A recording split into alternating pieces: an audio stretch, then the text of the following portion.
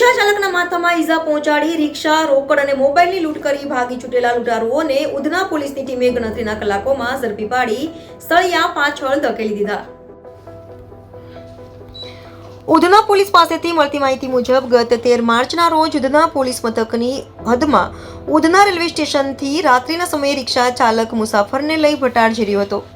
તે સમયે રસ્તામાં વિકી, સિદ્ધાર્થ, ટીનુ તથા કલ્પેશે તેને આંતરી રિક્ષામાંથી નીચે ઉતારી રિક્ષા ચાલકને માર મારી લાકડાના ફટકા વડે માથામાં ઈજા કરી તેના ખિસ્સામાંથી રોકડા રૂપિયા તથા મોબાઈલ અને રિક્ષાની લૂંટ કરી ભાગી છૂટ્યા હતા। જે ગુનામાં નાસ્તા પડતા આરોપીઓને ઝડપી પાડવા ઉધના પોલીસે તપાસ હાથ ધરી પેટ્રોલિંગ કરી રહેલા પોલીસ જવાનો ભાવેશ દુલાભાઈ, નાગેન્દ્રસિંહ, રાજેન્દ્રસિંહ અને જયેશ ખીમાજીએ 3 હુમલાખોરો જેમાં ડિંડોલી ખાતે રહેતા વિકી અંકુશ સાળવે, પાંદેસરા ખાતે રહેતા સિદ્ધાર્થ ઉર્ફે દાદુ ઉર્ફે ભુરિયા, સિરસાઠ અને ડિંડોલી નવાગામ ખાતે રહેતા કલ્પેશ સુદામ પાટીલને ઝડપી પાડી તેઓ પાસેથી